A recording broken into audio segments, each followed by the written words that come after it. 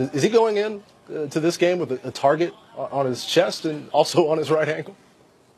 Well, Patrick, he goes into every game with a target on his chest, but to address the ankle injury, he said there's no problem right there. All systems go. He'll be ready to do what he does come Sunday. But I did ask him about every game. Teams say they've got to stop Leonard Fournette, and for the most part, they don't. And he said they know that. He expects the Patriots to do that. He said, but it's not just him who knows he has the target. He said it's the offensive line. It's every player on offense, and it comes down to the Jaguars' will versus the opponent.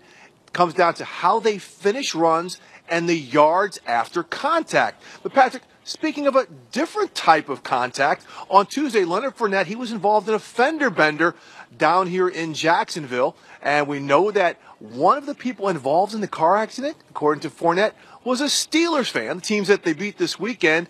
And also Leonard Fournette also had to sign an autograph of the bumper. In fact, here's Fournette talking about the whole incident. Did he ask for the bumper? Yeah, he did. It was crazy because I wasn't really worried about it. The bumper was on the ground, and I was in a car waiting for the police to come, and he just came out of nowhere like, man, can you sign this for me? I'm like, you want me to sign a bumper? You know what I mean? And he was like, yeah. And like, whatever, it's cool. Did she apologize, I'm assuming? Oh, yeah, she did. But like I said, I wasn't really worried about it. You know what I mean? As long as everybody was in health and everybody was straight. What was the damage to the car, total price? I don't know. I mean, the bump was probably like $50,000 by itself, So I don't know. Yeah, I don't know what insurance they have or who they with, but. Boy, I wish I could afford a $50,000 bumper there, Patrick. Well, look, a little bit later on in the show, we're going to hear Coach Doug Marrone talk about the potential guidebook to beating the Patriots. Oh. For now, back to you, Patrick. A little inside info, and I as well would like a $15,000 bumper. That sounds like something that would help me out. Steve White's live in Jacksonville, Florida. Here is the schedule for the AFC Championship game. Keep it nice and simple. Sunday, 3:05 Eastern Time on CBS. That's when those two teams will play. Now it's time for us to talk about some issues around the rest of the National Football League. Ian Rappaport, Mike Garafolo in now. Let's talk about Jarvis Landry's contract. Ian, some trouble going on there?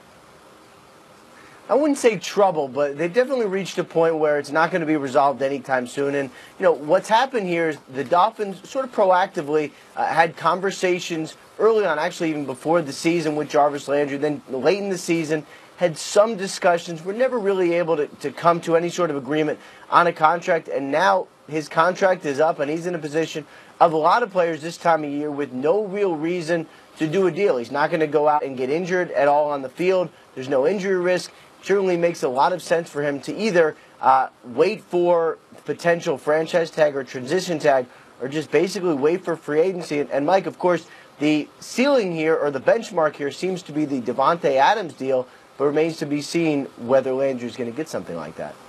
I get that. I do. The only problem here is Landry is kind of a unique player here in that what gets you paid during free agency usually? The ability to stretch the field. Maybe prototypical number one type wide receiver body. Alshon Jeffrey, let's think about that. The stretch the field guy, the ultimate guy there, by the way, was Mike Wallace when he wound up signing down there in Miami. So Landry's a little different. Landry's that run after the catch. You got to do things to get him the ball in the offense within a small box around the line of scrimmage here. So I believe the Dolphins are looking at that saying, well, there's not going to be a number of teams that are going to be beating this guy's door down to pay him uber bucks. So we'd be willing to get him for a little bit cheaper there, especially since they paid Kenny Stills last year. And Stills is that guy that they believe has a lot of, quote, hidden yards because of what he does that defenses have to respect. Jarvis Landry, not that guy. So that's why this is going to be a real interesting contract negotiation here. Yeah, something for us to keep our eyes on. Ian, in Tennessee, they've got a division rival coming in for a job interview. What can you tell us there? They actually just completed the interview with Mike Vrabel, the Houston Texans defensive coordinator. Got another on tap today. Steve Wilks, the Carolina Panthers defensive coordinator, also going to interview there. And then Matt LaFleur, the Rams OC, slated for tomorrow. All these were jumbled up because of snow or dusting or whatever they're having there in Nashville. But Vrabel is certainly an interesting one to keep an eye on, as really is Wilks, honestly. They are leader types, and that's one thing that general manager John Robinson, Mike, has been looking for. A leader of men rather than someone to just come in and say, help Marcus Mariota get better. You can do that with a really good offensive coordinator. They're looking for someone to just lead this football team. Right, he does have those leadership qualities, and Vrabel is the kind of guy that wouldn't fit in a lot of places that are looking for head coaches. You know, the Giants comes to mind because a lot of these teams are looking for guys that have a lot of experience either as a coordinator or a head coach. Vrabel has neither. He's got 1 season as a coordinator. The Texans, the 20th ranked defense. But Robinson, with his days from the Patriots, knows what kind of a guy Mike Vrabel is, what kind of a leader he potentially is. So that qualification there, that Ian, that you're looking for, that you're talking about, is certainly something that they see the potential for Vrabel. The question is, right now, do they believe that he is ready?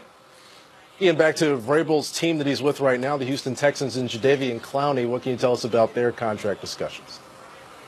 Well, General Manager Brian Gaine, new General Manager Brian Gaine, had a press conference and talked about how one of the things on the horizon for the Texans is a extension for Jadeveon Clowney, who's set to make about $13 million, I believe, on the 5th-year option. But time is Clowney's friend here, and there's a couple huge deals that may get done, actually may even get done before him. You have the Aaron Donald deal. That is one. You have Khalil Mack up for a possible contract extension, too. From the way these things usually work out, all these guys want to wait and let someone else go first and really set the mark. Either way, considering the deal, the kind of season that Clowney had, I won't be surprised at all if he's coming close to maybe Von Miller numbers. He's going to get paid a lot either way. He may eclipse Von Miller numbers. He may become the new highest paid guy who doesn't throw a football in a game, and by that I mean not a quarterback, because he is able to do a number of things. I mean, they lined him up in a number of, they had him at middle linebacker one game, and he was just tearing dudes up, rushing from the second level. He could not be at this point contained by just one blocker. So I would not be surprised if he is asking for more than Von Miller money, and if he winds up getting more than Von Miller money before all is said and done. Doesn't have the huge numbers like Khalil Mack does, but this guy's impact in the run game and the pass game is huge, and he seems to be only getting better, by the way. Yeah, we've come a long way from people maybe early on in Jadeveon Clowney's career putting that B word out there about him, saying he was a bust. Yep. Didn't seem like that worked out. Now Ian, it's Mike. B word as in bags of money, Patrick. Yes. Yeah, the Brinks truck. There you go. Something that you are familiar with. Now Brinks. Mike Garafolo. We'll see you guys here a little bit here on Up to the Minute. Keep things going. We've got a youthful Jacksonville team. What role did a youthful group of first graders play in the game plan here? The book on Brady in the hands of Doug Marrone. More on that. Case Keenum and Nick Foles. Is that the biggest part of the Vikings-Eagles matchup, or is it just a side story? Tale of two quarterbacks. We're live in both cities. Coming up next on Up to the Minute Live.